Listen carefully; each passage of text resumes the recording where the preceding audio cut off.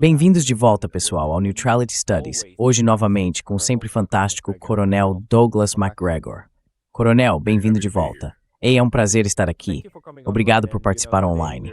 E veja, hoje é dia 8 de abril.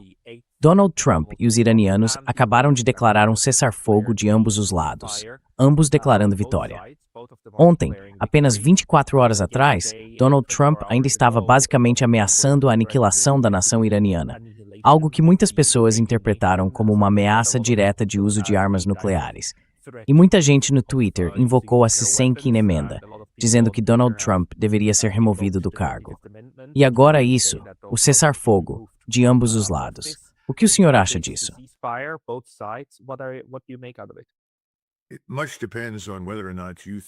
Depende muito de você achar que os Estados Unidos detêm a iniciativa estratégica ou acreditar que o Irã a possui. Na minha avaliação, o principal objetivo do Irã, ao longo de todo esse conflito, tem sido sobreviver, derrotar os ataques contra si, punir os aliados e apoiadores americanos na região e sobreviver. Portanto, com base nessa análise, vejo o Irã como detentor da iniciativa estratégica, não nós. E acho que isso cria um problema quase insolúvel para nós.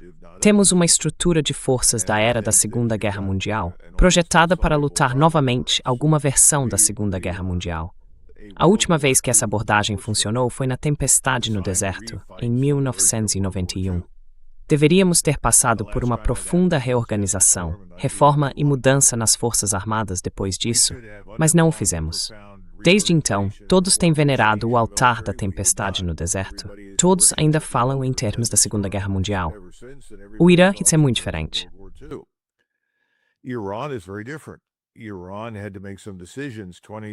O Irã teve que tomar algumas decisões há 20, 25, 30 anos sobre o que faria e o que não faria. Sabemos que eles praticamente não têm força aérea.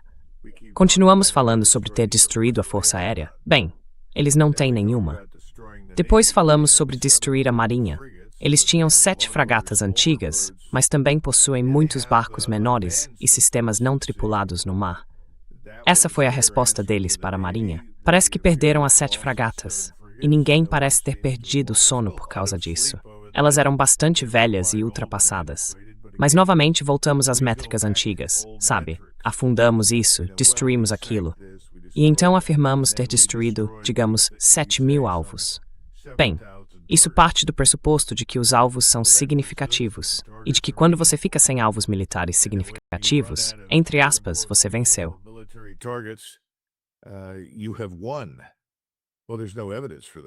Bem, não há evidências disso.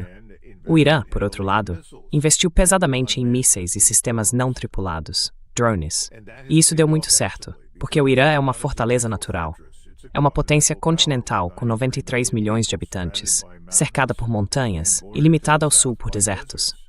Como se invade o Irã? Isso não deu muito certo para ninguém, certamente não desde Alexandre o Grande. Não conheço ninguém que tenha tentado invadi-lo desde os mongóis. E, claro, os mongóis estavam dispostos a fazer coisas que mais ninguém na história faria, incluindo assassinatos em massa. Pelo menos até chegarmos à Segunda Guerra Mundial, e mais recentemente, a Gaza. Então acho que os iranianos mantêm a iniciativa estratégica. Eles são capazes de resistir por muito mais tempo.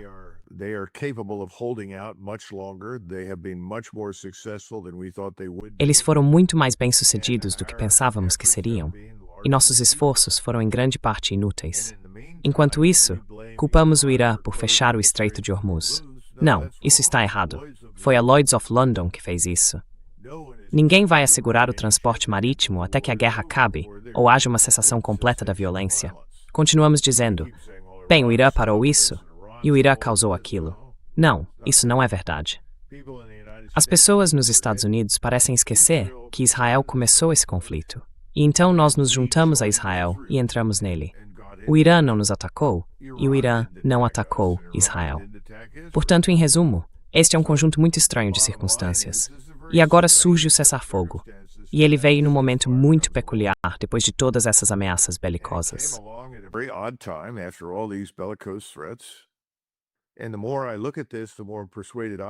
E quanto mais eu analiso isso, mais convencido fico. e outros também, de que se olharmos para as evidências disponíveis, parece que a CIA entrou em contato com o ISI no Paquistão e disse: aqui está uma proposta que gostaríamos que sua liderança apresentasse. Então eles pegaram essa proposta, aparentemente quase palavra por palavra, o que nós havíamos escrito, e a enviaram aos iranianos, e depois a devolveram para nós, criando a ilusão de que de alguma forma fomos abordados por Islamabad em nome do Irã. Os iranianos nunca pediram um cessar-fogo. Não há nenhuma evidência disso. Nenhuma. Na verdade, na segunda-feira eles reiteraram seus 10 pontos, e Witkoff disse: isso é uma catástrofe.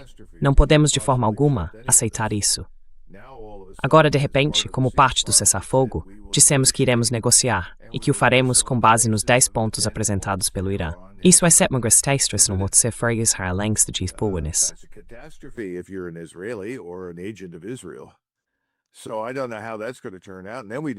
Então, não sei como isso vai acabar. E então descobrimos que Witkoff e Kushner estão voltando a Islamabad para, teoricamente, representar os Estados Unidos, quando todos já concluíram que eles são agentes israelenses que representam exclusivamente os interesses de Israel. Ninguém os quer mais por esse motivo. Agora, isso não é novidade. Quando Tony Blinken era secretário de Estado, os egípcios e outros na região também concluíram que ele era um agente de Israel. Eles também não o viam como nosso representante. Então, não sei o que pensar de nada disso, mas minhas expectativas são muito baixas. Não acho que isso vá mudar fundamentalmente muita coisa. Pelo que posso perceber, o reforço militar do nosso lado continua.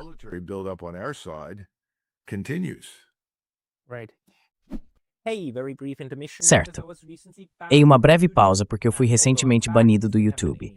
E embora eu tenha voltado, isso pode acontecer novamente a qualquer momento. Então, por favor, considere se inscrever não apenas aqui, mas também na minha lista de e-mails no Substack. É pascalotas.substack.com. O link estará na descrição abaixo. E agora, de volta ao vídeo. Hoje eu estudei o que os iranianos divulgaram em sua mídia, a versão deles do que está acontecendo, traduzida. E eles estão dizendo que alcançaram quase todos os seus objetivos e que agora há uma proposta pela qual os americanos estariam implorando há um mês, 30 dias, segundo eles, para negociações.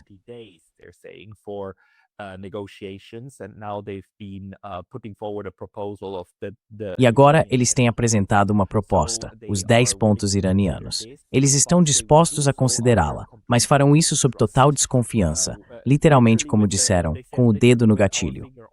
Então, se o outro lado fizer algo tolo, bem, eles simplesmente continuarão. Porque acho que a avaliação deles é a mesma que a sua. Eles têm a vantagem estratégica no momento. O que precisam fazer é resistir, e o fazem.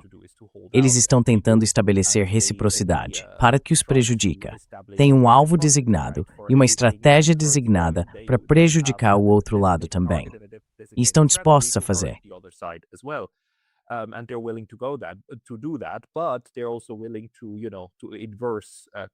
Mas eles também estão dispostos a, você sabe, inverter Clausewitz. A guerra como continuação da política por outros meios, ou a política como continuação da guerra por outros meios. Certo. Então eles estão tentando novamente em Islamabad por meio de negociações. Você acha que, se este cessar-fogo não se mantiver, os Estados Unidos sairão prejudicados no geral? Porque podemos ver que algumas das coisas que o Irã conseguiu fazer na última semana ou nos últimos 10 dias, especialmente o abatimento de aviões e helicópteros da Força Aérea dos Estados Unidos, Black Hawks, o que você acha disso? Que os iranianos ainda têm essa capacidade, apesar de todas as declarações de Pete Hegseth e Donald Trump de que o espaço aéreo no Irã está basicamente livre?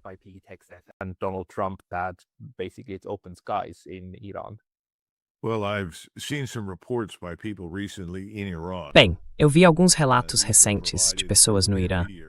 Esses relatos chegaram por meio de intermediários, através de jornalistas. As pessoas que estão relatando não são cidadãs americanas, mas também não são da região. Parecem ser europeus, que por algum motivo conseguiram entrar no Irã. Há também alguns relatos de asiáticos, e eles tendem a dizer a mesma coisa. Eles estimam que o Irã ainda tenha pelo menos 15 mil mísseis em seu arsenal, talvez mais, e pelo menos 45 mil sistemas não tripulados, drones. a capacidade de fabricação de drones permanece intacta, e o arsenal de mísseis está, para todos os efeitos, intocado. E eles têm lançadores mais do que suficientes, lançadores móveis.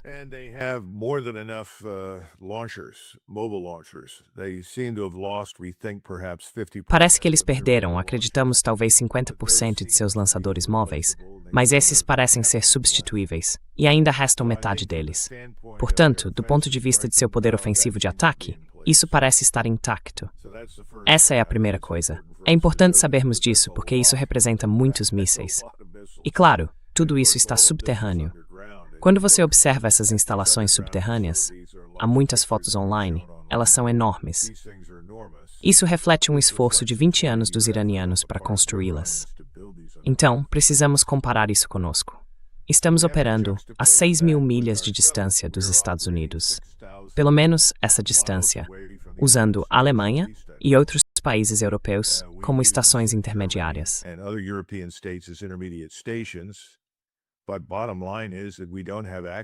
Mas, em última análise, não temos acesso a portos diretamente na região, o que significa que precisamos ir até o sul, até Diego Garcia. E no Mediterrâneo podemos subir, pelo menos até agora temos feito isso, até a Grécia e outros lugares. Então estamos no fim de uma linha muito longa. Nossa capacidade de fabricação não é a mesma. Poderíamos produzir talvez 7, 8, 9 mísseis a cada 2 dias. Algumas pessoas dizem talvez 10 por semana. Não tenho certeza. Mas nunca construímos uma capacidade de expansão, por assim dizer. E quando você observa o que os russos fizeram, ao aumentarem rapidamente sua produção, eles criaram uma capacidade de expansão para que, se o campo de batalha exigir, possam apontar para um determinado equipamento e dizer: precisamos de mais disso imediatamente.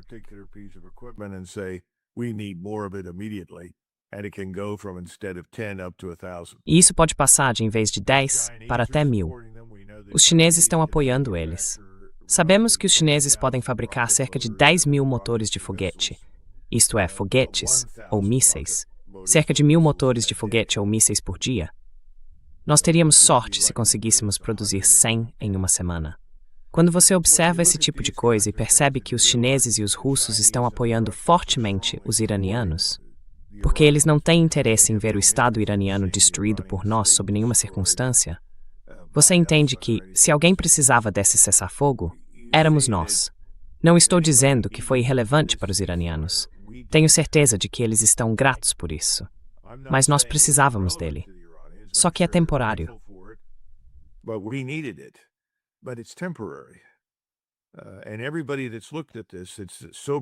E todos que analisaram isso, americanos sensatos, europeus, iranianos, não faz diferença. Todos disseram a mesma coisa.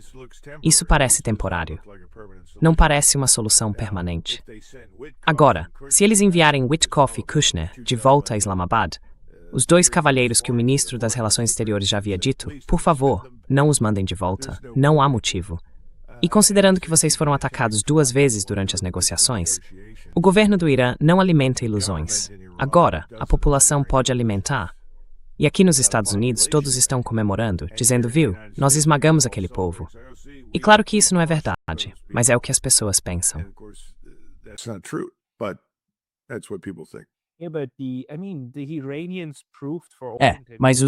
Quer dizer, os iranianos provaram, em todos os sentidos, que embora sua liderança seja composta por homens mortais, o sistema deles continua. Quero dizer, eles simplesmente se renovam, certo? O Ayatollah morreu. Viva o Ayatollah, literalmente, quase. Então, tudo continua. De certo modo, essa vantagem de o sistema ser tão resiliente não levou talvez a uma reavaliação em Washington sobre o que é possível e o que não é, não só em termos de mudança de regime, mas de alcançar qualquer tipo de objetivo significativo. Além disso, o que você acha das ameaças de ontem feitas por Donald Trump? Basicamente, todos nós estávamos imaginando que ele agora está pensando em voz alta sobre realmente usar armas nucleares contra o Irã.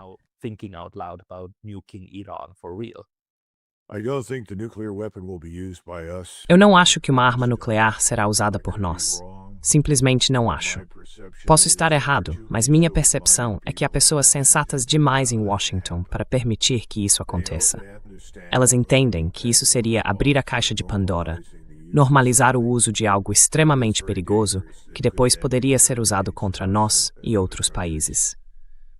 Por outro lado, eu sei que temos várias capacidades convencionais que ainda não empregamos, mas elas não são decisivas para vencer a guerra. É isso que as pessoas precisam entender. Elas podem causar um enorme dano, claro, mas não vão encerrar a guerra. E acho que o seu ponto é válido.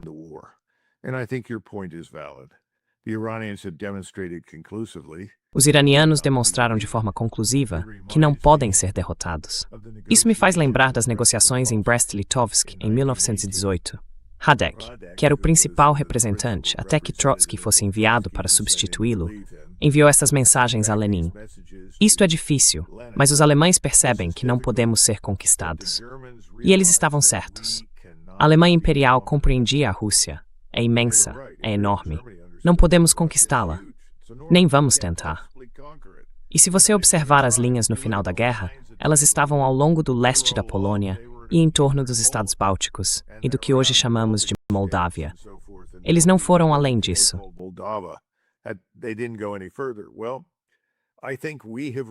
Bem, acho que já percebemos que o Irã não pode ser conquistado.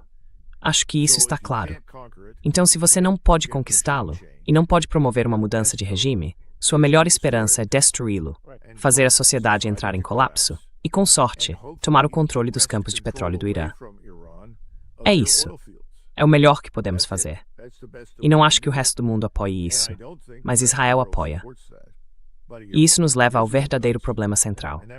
É isso que a maioria dos americanos não está percebendo. Por que é que estamos fazendo isso? Que motivo específico temos nós, do nada, para ter gasto todo esse tempo, dinheiro e recursos na destruição do Irã? Não há nenhum.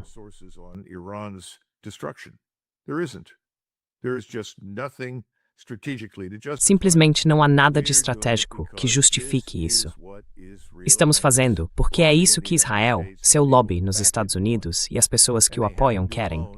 E acontece que eles controlam as duas casas, o Senado e a Câmara, e controlam a Casa Branca.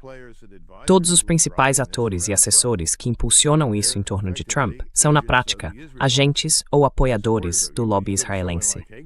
Veja alguém como Hegseth. Ele é um cristão sionista fanático, ou sionista cristão, como quiser chamar, mas está completamente alinhado com o que o Sr. Netanyahu quer. A questão sempre foi, tanto em Israel quanto nos Estados Unidos, até onde Donald Trump está disposto a ir.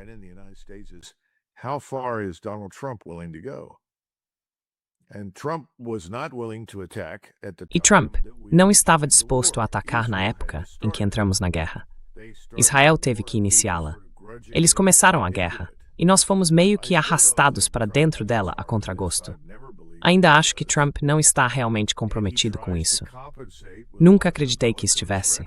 Ele tenta compensar com muita retórica belicosa, que foi o que você ouviu quando ele ameaçou destruir tudo há alguns dias. Mas agora ele está preso em uma armadilha criada por ele mesmo. Ele está enredado nessa armadilha de escalada. E se você olhar para os 10 pontos, quero dizer, como poderíamos aceitar isso, a menos que estivéssemos dispostos a nos distanciar de Israel? Porque é isso que acontece.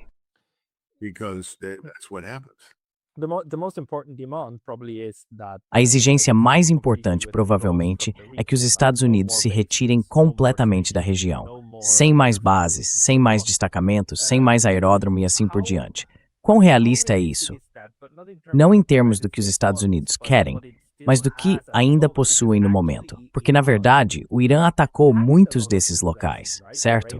As estações de radar foram destruídas, muitas bases foram atingidas, e há relatos de que milhares de militares norte-americanos foram retirados da região. O que sabemos sobre o quanto ainda existe de presença dos Estados Unidos nesse anel de fogo que o país construiu ao redor do Irã?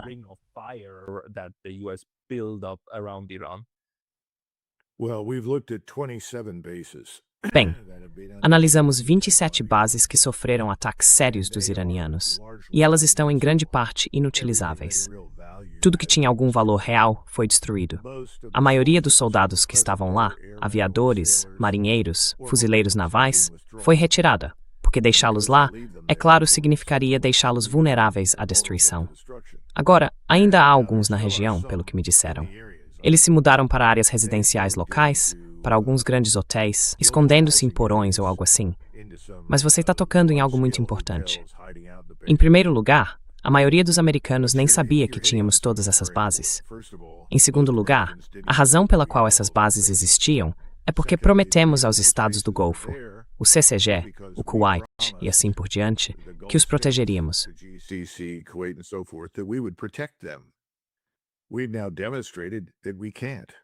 Agora demonstramos que não conseguimos. A guerra mudou. Não podemos impedir que todos esses mísseis passem. Eles investiram pesado em nossa capacidade de defesa aérea. Houve algum sucesso, mas não tanto como imaginavam. Então, a verdadeira questão, a terceira questão, é: eles realmente querem que voltemos?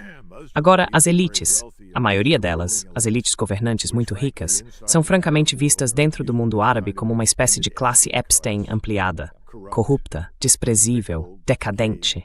Estão no Egito, algumas na Suíça, algumas em Paris, mas não estão vivendo agora nesses lugares. Certo.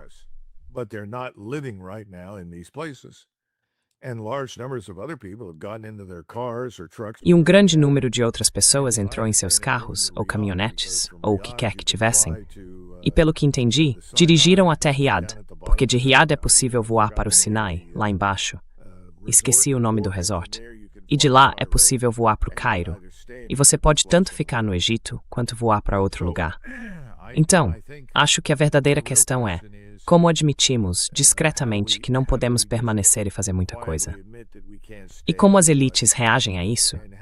Porque quando entrei no Pentágono, durante os últimos, digamos, 60, 90 dias do governo Trump, comecei a perguntar, porque na época, Donald Trump queria encontrar uma forma de retirar nossas forças do Iraque e da Síria, não apenas do Afeganistão.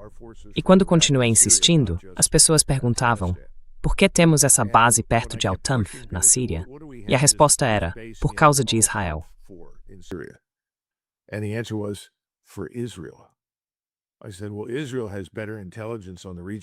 Eu disse: bem, Israel tem uma inteligência melhor sobre a região do que nós. Como podemos fornecer um alerta antecipado? Não. Você precisa entender, estamos lá por Israel. E eu acho que a visão de Israel e de seus apoiadores em Washington é que estamos no Golfo por Israel. A questão é: podemos continuar lá? Acho que não. Acho que o proverbial aviso já está dado. Mas como Donald Trump pode declarar vitória, parecer que está no comando e ainda assim fazer isso? Suspeito que possamos acabar com algo semelhante ao fim da crise dos mísseis de Cuba, em 1962, quando Kennedy disse aos russos: olhem, vocês querem que retiremos nossos mísseis da Turquia? Faremos isso.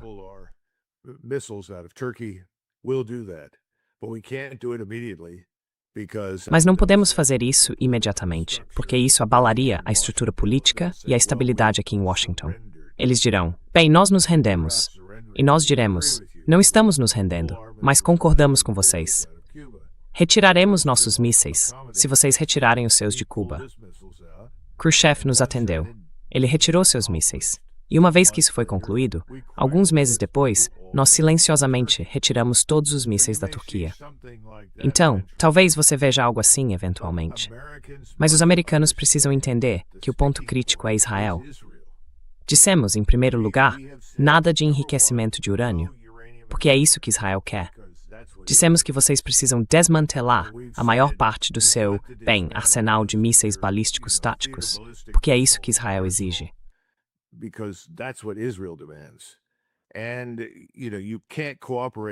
E veja, você não pode cooperar com ninguém na região que deveria ser seu, entre aspas, parceiro ou aliado, porque é isso que Israel quer. E além disso, Israel quer a grande Israel. Os israelenses já disseram: vocês podem ter seu cessar-fogo com o Irã. Tudo bem, faremos uma pausa de 2 semanas, mas vamos continuar atacando o Líbano. O Irã disse que isso é inaceitável, o que significa uma retomada inevitável do conflito. Então estamos apoiando o projeto da Grande Israel. E se você olhar o mapa, isso é muito desestabilizador para a região. Estamos falando de entregar metade da Síria, 1/4 da Arábia Saudita, a Jordânia, o Sinai e parte do Vale do Nilo a Israel. Eu não acho que isso vai acontecer.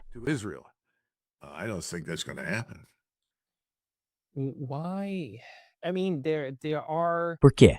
Quero dizer, há uma voz muito importante online dizendo que isso não é o que realmente está acontecendo.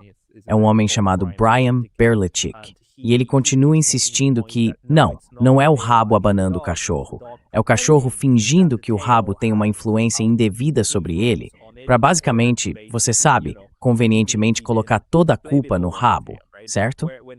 Quando, na verdade, isso faz parte de uma estratégia de longo prazo dos Estados Unidos, da facção neocon, a estrada para a Pérsia, e assim por diante. Essas estratégias para simplesmente desgastar e destruir qualquer oposição à influência dos Estados Unidos em todos os cantos do mundo, de fato. O que você acha desse argumento?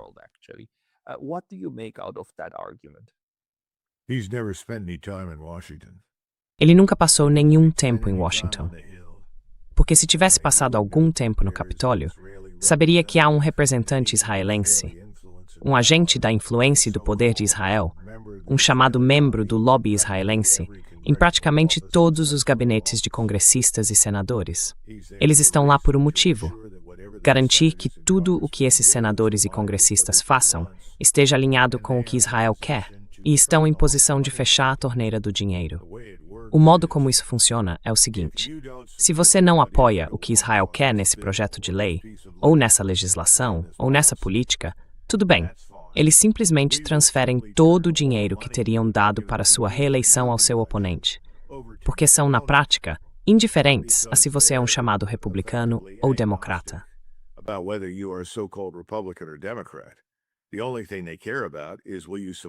A única coisa com que eles se importam é: você vai apoiar o que queremos? Isso é muito dinheiro. E de onde vem esse dinheiro? Vem de bilionários sionistas dentro dos Estados Unidos. Então ele está completamente errado. É preciso voltar até os anos 1990 e olhar para os autores de um documento estratégico, Paul Wolfowitz, Richard Perle e outros. Todos eles eram sionistas. E o que eles queriam fazer? Esse era o argumento deles. Precisamos assumir o controle de todos os recursos de petróleo do Oriente Médio. E então teremos a China pelo pescoço. Esse era o argumento, porque os chineses dependem desse petróleo. Cerca de 50% do petróleo da China vem do Golfo, 3% do Irã e o restante dos outros estados do Golfo. Então a China está preocupada com a destruição da infraestrutura de petróleo no Golfo?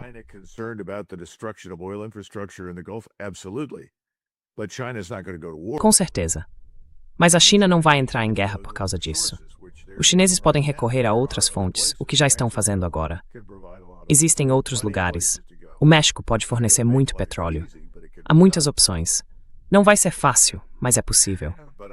Eu ouvi o argumento do Brian e tenho uma ótima opinião sobre ele, especialmente sobre sua avaliação no nível tático. Ele foi uma das primeiras pessoas a reconhecer o quanto as coisas estavam mudando profundamente no campo de batalha. E acho que ele entendeu melhor do que a maioria das pessoas a abordagem deliberada e metódica de Putin em relação à guerra. A maioria interpretou isso como sinal de fraqueza. Nunca foi. Ainda não é. Mas nesse ponto acho que ele está completamente errado. Quem está ditando o ritmo é o Sr. Netanyahu, não o Sr. Trump.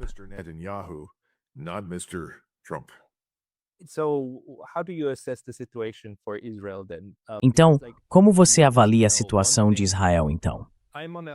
Porque, para ser honesto, sabe, uma coisa, estou tirando umas pequenas férias agora, apenas uma semana no Sudeste Asiático, em um resort encantador. E o que realmente me chamou a atenção foi o número de turistas israelenses. Eu não achei que eles conseguiriam vir para cá, porque o resort nos disse que muitas pessoas tiveram que cancelar seus voos, principalmente da Europa, aquelas que não podem mais voar por Doha e pelo Catar. Mas há muitos turistas israelenses que obviamente conseguiram chegar aqui. Quero dizer, acredito que Israel está sendo duramente atingido neste momento, mas parece que eles ainda conseguem seguir em frente, não é?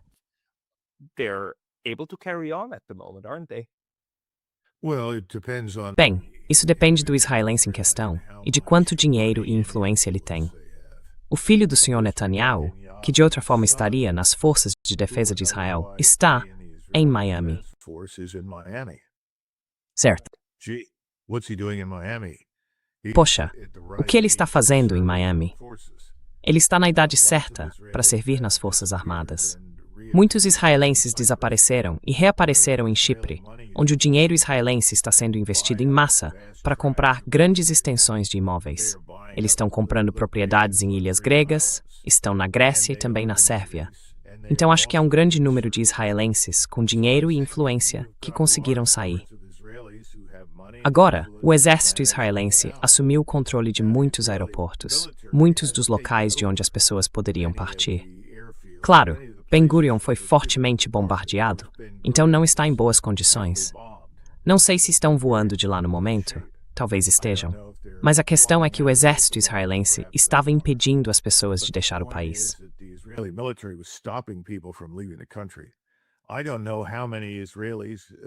Eu não sei quantos israelenses, e quando você diz israelenses, é preciso ter cuidado, porque 2 milhões de pessoas que vivem em Israel, dos 9 milhões, são árabes. Em outras palavras, palestinos vivendo em terras dentro de Israel. Eu não sei quantos judeus restam em Israel. E tenho certeza de que os judeus assídicos, os judeus em Jerusalém, que são realmente muito diferentes de todos os outros, ainda estão onde sempre estiveram. Mas o restante da população judaica, eu simplesmente não sei o que restou.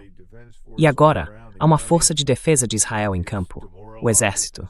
Está desmoralizado, exausto, desgastado. Eles estão tendo dificuldade em conseguir que alguém entre e lute.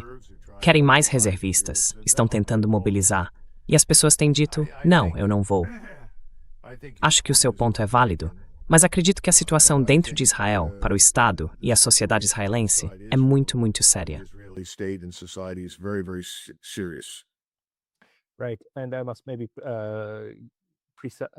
Certo. E talvez eu devesse destacar que a única maneira de avaliar isso é, claro, ouvindo pessoas brancas falando hebraico, o que não significa necessariamente que sejam israelenses. Mas ainda assim, não conheço mais ninguém que faria isso. Então, no geral, simplesmente não sabemos quão extensa é a destruição em Israel, não é? Porque também há esse tipo de bloqueio de notícias vindo de lá. Então, você acha que Israel realmente teve participação no acordo de cessar-fogo? Ou que Israel está seriamente irritado com Donald Trump por fazer essa aproximação com os paquistaneses para sinalizar aos iranianos que depois de 40 dias, talvez fosse hora de fazer uma pausa?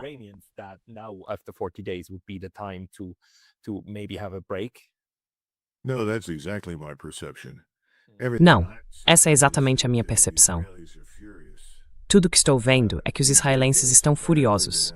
Ele fez isso aparentemente sem necessariamente consultá-los. Ou se os consultou, foi mais algo como, é isso que eu vou fazer. E é por isso que o Sr. Netanyahu finalmente cedeu e disse, tudo bem, vamos respeitar o cessar-fogo com o Irã que vocês alcançaram por 2 semanas. Mas não vamos parar nada do que estamos fazendo no sul do Líbano ou no Líbano neste momento. Antes de quero dizer novamente. Em termos quais que as pessoas estão.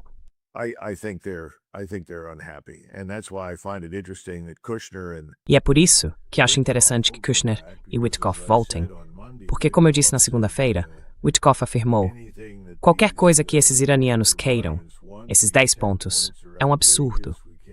Não podemos aceitar isso. Não queremos isso. E essa foi uma das concessões que Trump fez para conseguir o cessar-fogo. Aceitaremos seus 10 pontos como base para futuras negociações. Nós não dissemos, vocês podem ter o cessar-fogo se o fizerem com base em nossos 15 pontos, o que equivaleria à rendição incondicional do Irã. Então, tenho certeza de que os israelenses, na verdade sei que os israelenses, não estão satisfeitos com isso. Mas são apenas 2 semanas, e acho que os israelenses estão bem cientes de que ao final dessas 2 semanas, tudo isso será retomado.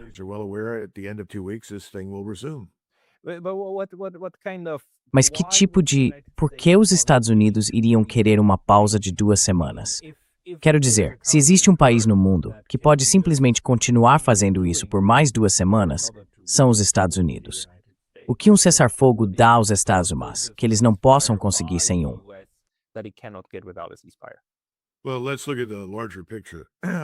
Bem, vamos olhar para o quadro mais amplo. Acho que a realidade caiu a ficha para o presidente Trump. Pode ser que ainda não tenha chegado a todos em Washington, mas acredito que ele entende o seguinte: o mundo vai enfrentar fome nos próximos meses, em lugares como o Oriente Médio, a África, outros lugares e a Índia, por causa do déficit de fertilizantes. Os russos produzem grande parte dos fertilizantes, e nós também. Mas mesmo somando tudo, não conseguimos compensar o déficit. É assim de grave.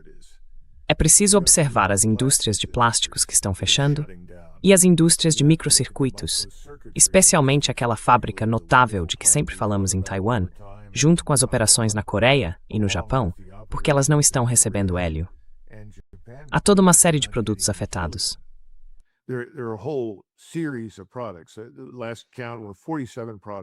A última contagem indicava 47 produtos essenciais para a vida cotidiana da nossa civilização que agora estão indisponíveis devido à ausência de petróleo e de todos os seus subprodutos, enxofre, tudo o que se possa imaginar. Acho que ele sabe disso.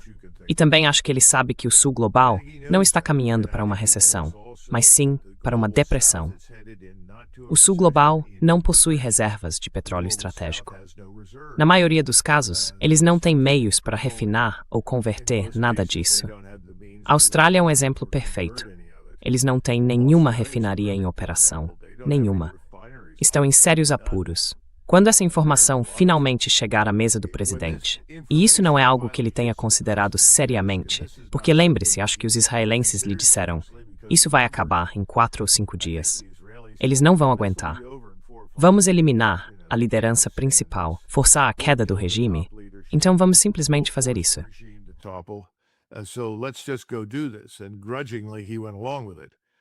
E a contragosto, ele concordou. Isso me lembra do que disseram a Bill Clinton em janeiro de 1999, quando ele perguntou: quanto tempo essa campanha aérea vai durar? E lhe responderam: bem, senhor, talvez 3 ou 4 dias, talvez 1 semana ou 10 dias, 2 semanas no máximo. Então Bill Clinton disse: certo, então prossigam. Durou 78 dias. E a campanha aérea não resolveu a situação. Ela terminou por causa de negociações em Moscou entre Strobe Talbot, o vice-secretário de Estado, e a liderança russa, Yeltsin e seus assessores. E nós os subornamos. Prometemos todo tipo de coisa, incluindo muito dinheiro, e eles cortaram o apoio aos sérvios.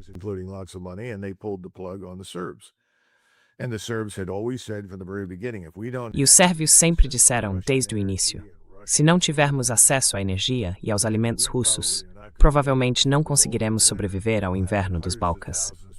Teremos centenas de milhares de pessoas morrendo de fome e de frio. Então, quando isso ficou claro, foi quando Milosevic disse: temos que nos retirar do Kosovo. Não queremos, mas sem o apoio russo, não podemos ficar.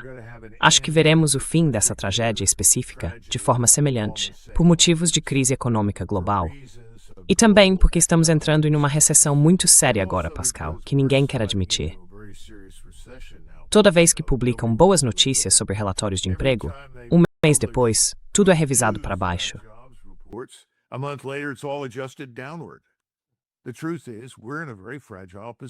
A verdade é que estamos em uma posição muito frágil, e isso pode mudar muito, muito rapidamente.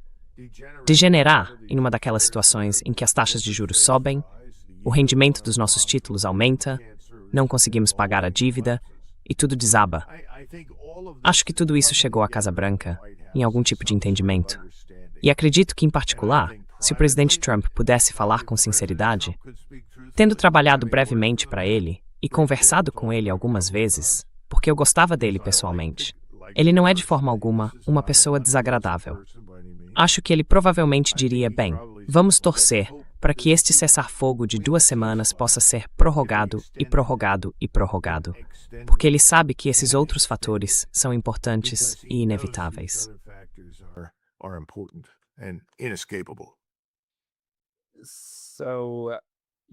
Então, sabe, havia muita gente preocupada que esses fanáticos religiosos na Casa Branca realmente tivessem influenciado ele, o XF sendo um deles, é claro. Mas sabemos que Rubio nutre ideias semelhantes e, claro, o gabinete de fé da Casa Branca. Que eles estão tendo agora com aquela mulher loira, esqueci o nome dela, a pastora maluca, que fica permanentemente na Casa Branca. Eles fazem sessões de oração com ele, em volta dele, chamando-o de instrumento de Deus e coisas do tipo. Você acha que ele não comprou essa ideia? Porque boa parte da retórica dele nas últimas semanas foi extremamente preocupante, como se ele realmente tivesse seguido por esse caminho. he might have just gone down that route.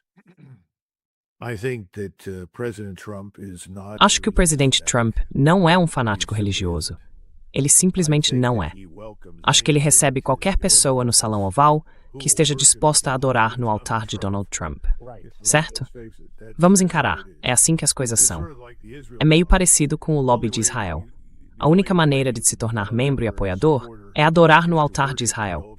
Aí você pode entrar para o lobby de Israel. Se não fizer isso, bem, então você é um antissemita. É uma espécie de dicotomia parecida com essa no caso de Trump. Acho que esse fanatismo religioso é real. Sempre tivemos essa tendência em nossa sociedade. Quero dizer, podemos voltar aos puritanos que deixaram os Países Baixos e vieram para os Estados Unidos, e eles eram, nesse sentido, muito fanáticos. De forma alguma, eram pessoas moderadas.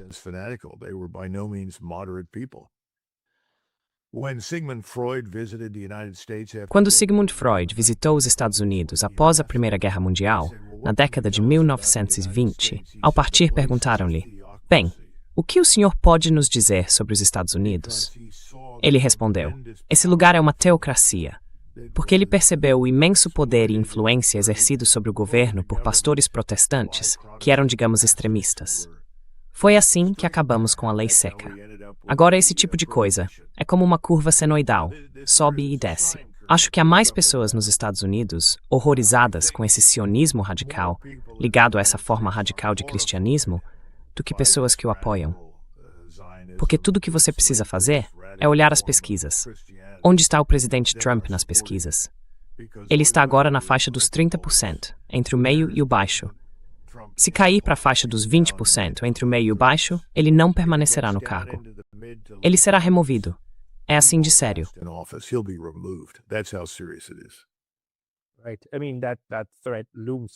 Certo. Quero dizer, essa ameaça paira no horizonte. E também, é claro, as eleições de meio de mandato em novembro talvez estivessem em sua mente, pensando que ele precisa de alguma forma sair dessa agora. Mas talvez, em vez de falarmos sobre isso nos últimos 5 ou 6 minutos, eu estivesse curioso sobre sua avaliação da Europa. Quero dizer, aquele continente estranho que agora não tem nada a ver com nenhuma dessas negociações, que meio que foi junto com tudo. Talvez com exceção da Espanha. Qual é a sua avaliação de onde eles estão agora?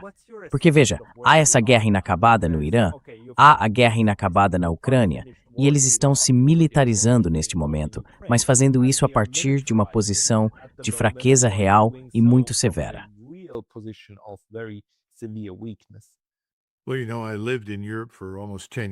Bem, sabe, eu morei na Europa por quase 10 anos no total, e sempre amei a Europa. Quando cheguei ao quartel-general da SHAPE, uma das perguntas que me fizeram foi: "O que você acha da OTAN?" E eu disse: "Bem, se a civilização ocidental é mais pura em sua origem, então este lugar é a fonte da nossa civilização." Quero dizer, é assim que considero a importância da Europa. No entanto, também concluí muito rapidamente que a Europa estaria muito melhor sem nós do que conosco. Eu era uma daquelas pessoas que dizia: "Precisamos encontrar uma maneira de nos desengajar da Europa." E quando perguntei a alguém, na ausência da ameaça soviética, o que mantém essa aliança da OTAN unida? Porque todos, pelo menos quando eu estava lá, tinham uma orientação muito defensiva.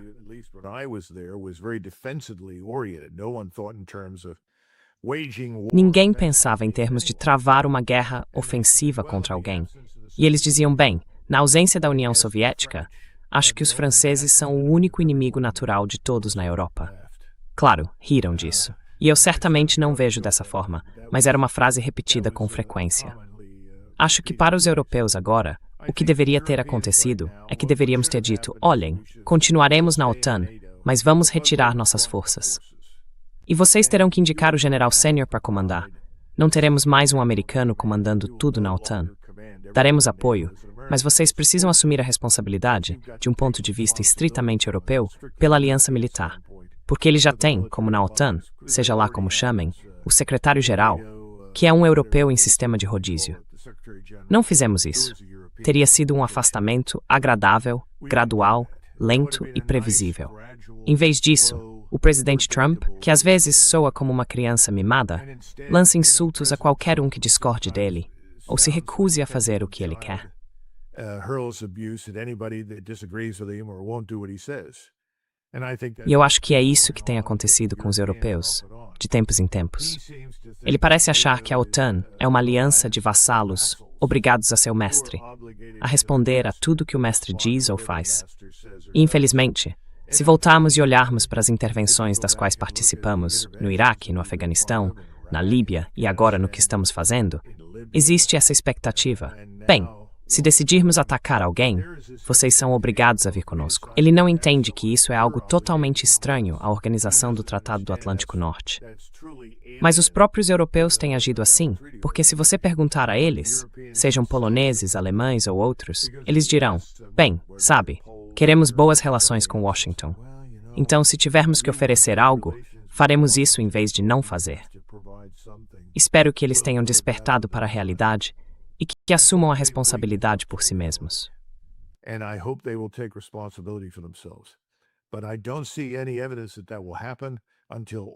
Mas não vejo nenhuma evidência de que isso vá acontecer até que todos os governos da Europa desapareçam. Porque as pessoas que lideram os Estados europeus agora estão causando tanto dano, talvez mais, do que Hitler causou à Europa quando estava no poder. Isso começou com Merkel em 2015 e continuou sem interrupção. Tem sido catastrófico, especialmente para os alemães, os franceses, os holandeses e até os escandinavos. Tudo isso precisa parar. E acho que a destruição da energia barata vai ajudar enormemente, porque isso vai acabar tirando as pessoas do poder. Então veremos a Europa se reafirmar, não necessariamente como uma única entidade, porque veja, a OTAN é grande demais. A visão estratégica de Roma, Belgrado, Ljubljana ou Zagreb é muito diferente da de Estocolmo, Londres ou Paris. Esse é o problema.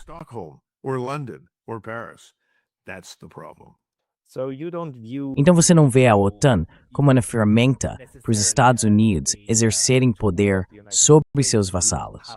Não é assim que a enxerga, Bi. Ah, não. Sou totalmente contra isso. Infelizmente, acho que é isso que está afastando os europeus. Eles estão finalmente começando a despertar. Certo. Mas ele tem esse tipo de caráter, e isso é algo que deveria ser mudado? Ou você acha que ele nunca teve esse caráter, que é apenas uma má interpretação do que a OTAN é? Não. Na verdade, fui a uma conferência. Isso foi em 2000, pouco depois de eu ter deixado meu cargo no Quartel-General Supremo das Potências Aliadas na Europa. Alguém disse, bem, descreva para nós a relação dos Estados Unidos com a Europa. Eu respondi, pensem assim, qual era a relação de Roma com as cidades-estado gregas? Roma sempre admirou tudo o que era helênico. Qualquer coisa que tivesse origem na Grécia era vista como inerentemente superior. Todos os romanos instruídos aprendiam a ler, escrever e falar grego. Mas os gregos eram instruídos a ficar quietos, entrar na linha e se comportar como membros do Império Romano.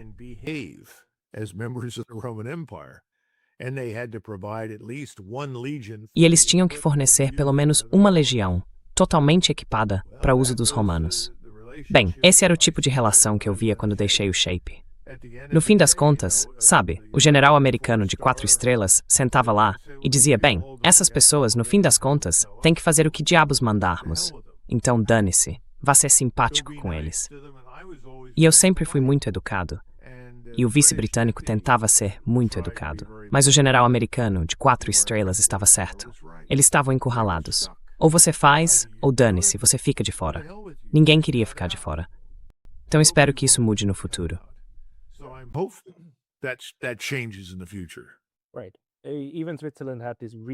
Certo. Até a Suíça está passando por uma situação realmente bizarra. Eles vêm pagando há meses, ou talvez anos, por um sistema Patriot que ainda não foi entregue. E agora disseram, não vamos mais pagar por isso. Aí descobriram que os americanos estão simplesmente desviando os pagamentos que eles fazem pelos F-35, que também não estão sendo entregues. O quê? Todo mundo fica tipo, o que a gente faz? Ninguém sabe. É bizarro. É totalmente bizarro.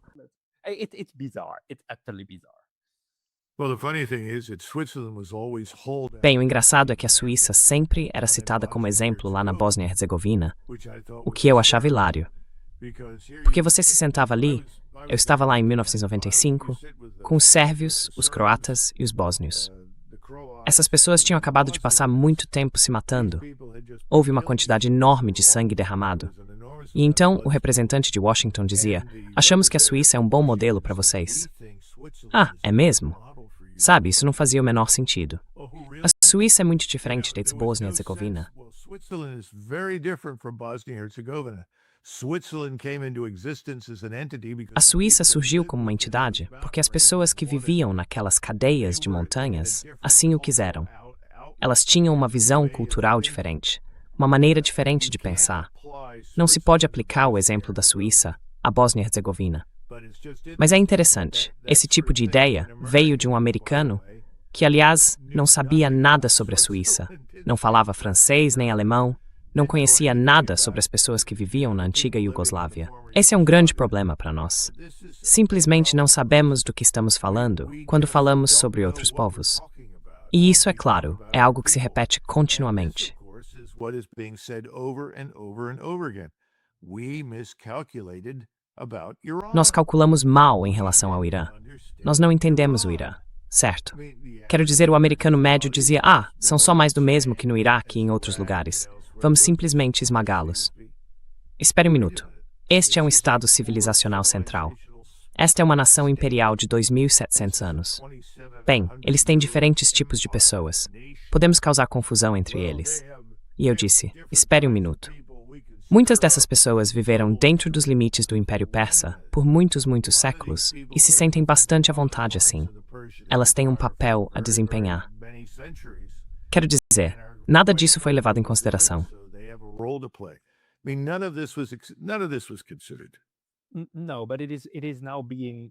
Não, mas agora isso está sendo mais ou menos exposto como uma realidade, incluindo o fato de que a maior comunidade judaica não israelense da região vive no Irã, e que Israel explodiu, ontem ou anteontem, uma de suas sinagogas.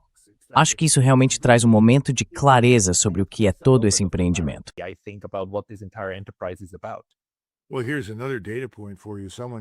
Bem, aqui vai mais um dado para você. Alguém me mostrou um mapa de Teherã, quem havia morado lá, e desenhou linhas em torno de certos bairros, dizendo: esses são os bairros que nós, nos Estados Unidos, chamaríamos de classe média ou classe média alta.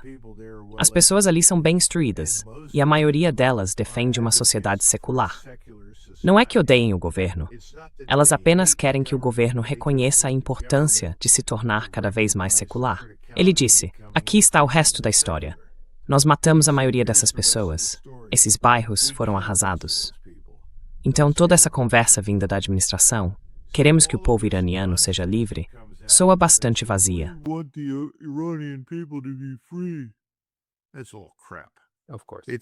É tudo besteira. Claro, é uma besteira sem sentido. Claro, é a história da mídia. Mas, sim, teremos que ver como isso se desenrola. Coronel, muito obrigado pela sua avaliação. É sempre muito valioso ouvir como o senhor enxerga essa situação. Se as pessoas quiserem ler ou saber mais sobre a sua análise, onde elas devem procurar?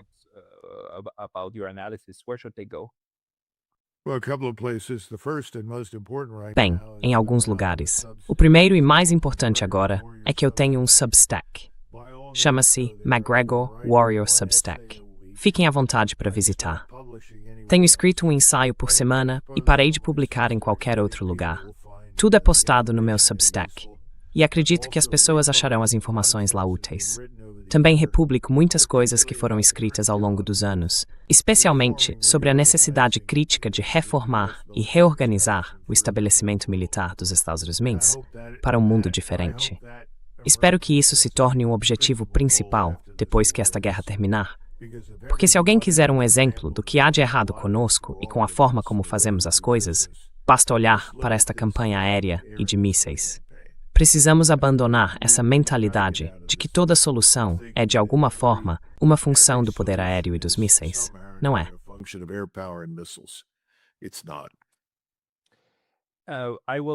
Vou colocar o link do seu Substack na caixa de descrição abaixo deste vídeo.